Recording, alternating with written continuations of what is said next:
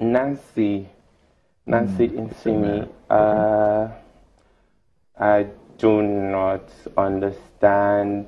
Okay, I can see what you're saying. I didn't understand what was going on with her looks. Like, no, please. I like is it the gown or the swirl? I think it's a cape. Cape. I like that actually. I don't know if it's attached to the dress inside, but I wasn't feeling it. I didn't like the look at all for Nancy. And Nancy slays, you know what I mean? So I was disappointed that she showed up like this to the AMVCAs, you know what I mean? So wowee. Okay, so who else? Last but not the least. Last. Oh, is this another person we like? Zainab Balogun. Zainab, if you know Zainab, if you follow Zainab, she is a fashion killer. You know what I mean? Like, she slays. So it's like, girl, what happened? Okay, this is the part where I don't comment because I'm not really... Yeah. I think, is this an African, is this... Well, I think it's African inspired, but I definitely wasn't feeling the whole ruffle Ashoke thing. I don't know if it's Ashoke or... I wasn't feeling it. I didn't see Zainab coming out like this. I expected Zainab to do more for AMVCA. I mean, AMVCA is a big deal. It's not just a movie premiere or, you know... It's a big deal, so I expected a lot more from Zainab. So Zainab, sorry, babe.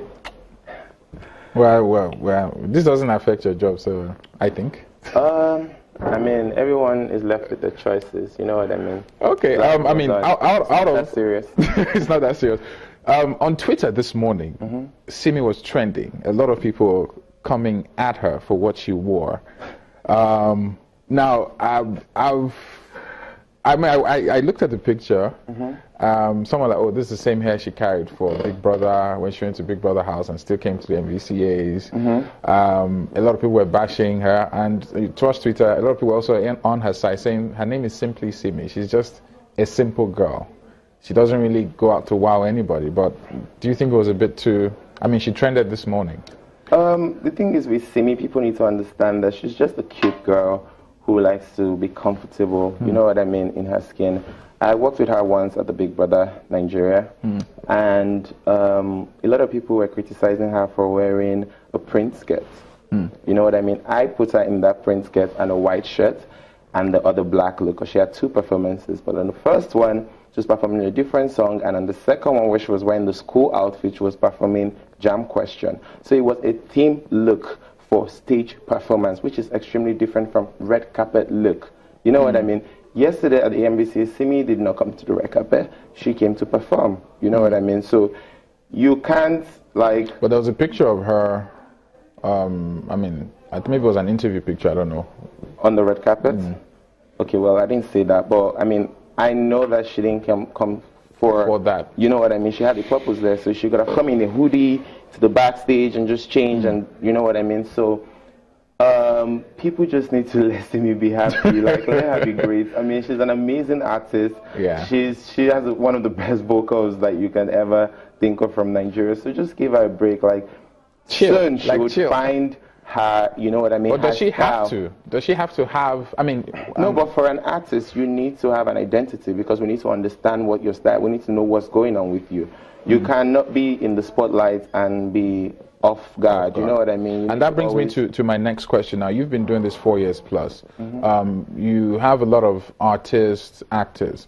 Nigerians as a public now are now becoming very attentive. I mean, I was surprised when I went through the tweets for Timmy this morning. I was like, who is really paying attention to all these things? But we'll talk about that after the break.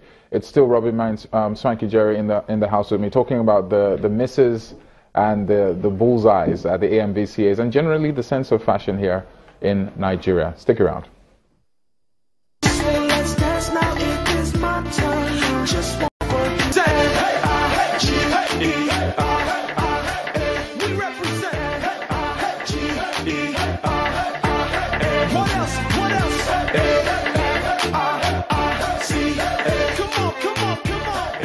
Welcome back to Rubbin Swanky Jerry in the building with me, and of course we're talking about the misses and the top tens, the misses and the people who got hits during the AMVCAs.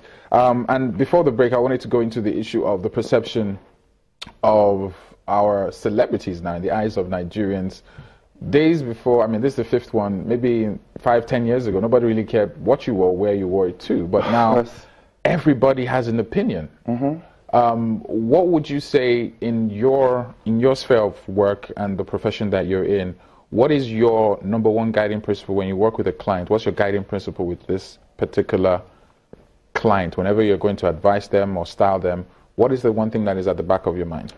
The thing is with me, I have different advice for all my clients because they're different, completely different individuals entirely. You know what I mean? For example, if Flavor can go on stage shirtless or like, you know what I mean, transparent top, like whatever, he could literally wear anything that exposes his body. You understand what I'm saying? But I would not style Ice Prince the same way.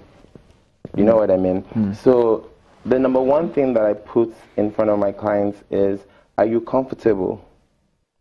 If you're comfortable with what you're wearing, I'm good. I don't care about what public opinion has to say about how you look. Is my client happy? Yes. Is my client comfortable? Yes. I know my shit, and that's it. We're good.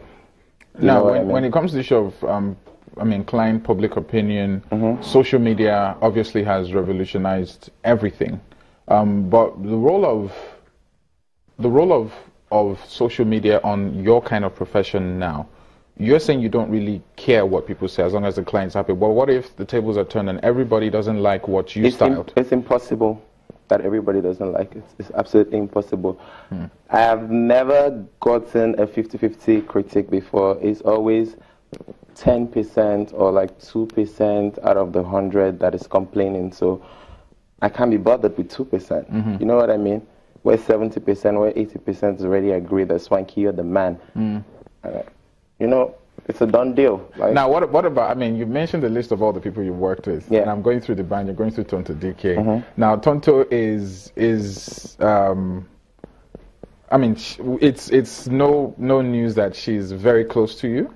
And with everything that is in the industry, everything happening, basically, without delving too much into it, how do you separate your personal from work in terms of how it affects you? Because you're very vocal on social media space, and I just wanted to delve a bit more into that as to how does that affect your work personally? Okay. I don't really, like, my personal life and my work is two different things entirely. I don't like to mix them up. You know what I mean? Because. But what if social media mixes it up for you, and people expect you to take a certain stance or a certain? Well, the thing is, I owe nothing to social media. So whatever social media thinks or feels that doesn't concern my bread, like doesn't concern my work, is not about my work, I don't pay attention to it. You know what I mean? I use my ignore buttons more often on social media. I just ignore what doesn't add any value to me. So it's like, if you're trying to come at me as Swanky, if it's not about fashion, if it's not about my business, it's done. You know you're going to be ignored. You know what I mean? But people these days know how to, like, push you to the end point. So once in a while. So, for example, I asked you a question about Tonto DK and, the husband and all the issues right now. Would that be pushing you to the wall? Yes, that would be pushing me to the wall, because that is not something I would want to talk about. That is personal. That is not work. That is not, you know what I mean? It's completely different things entirely. So it's like, what are you trying to do? Let's move on. I'm not trying to do anything. Let's move on. Now, AMVCAs, we've had the hits, we've had the misses. But moving ahead now, what do you think your advice would be to a lot of celebrities now? I look at these dresses, I'm looking at the costs, I'm looking at the time taking into it, I'm looking at the investment. Would you say it's actually worth all that effort, or it's not always necessary? Is it always necessary to slay all the time? And the days where you just take a day off? No. If you're in the spotlight, that's the price you have to pay. For any time, for example, like me, my name is Jeremiah Ogbodo. That name is in my house. when I'm in my house, you can call me Jeremiah. You know what I mean? Because I can be myself and just relax. But the moment I need to be Swanky Jerry and I need to step out of my house, once I cross my door, I'm Swanky Jerry. Okay. So I can't say, oh, let me take this off today, let me not be Swanky Jerry. It's not possible. You're already, that's the price you have to pay for being in the spotlight. My director is in my ear, and it's been a very informative, very enlightening interview with you. Yeah. Borderline safe. Thank you. We didn't want to go there, but it's okay. Great to have you. Well done. Congratulations on all your success so far. Thank you so much. And to all of you at home, thank you very much for tuning in. I'm Oscar Oniso. Join us same time next week, 3 p.m. on Rubbin Minds. Have a great week ahead. Bye for now.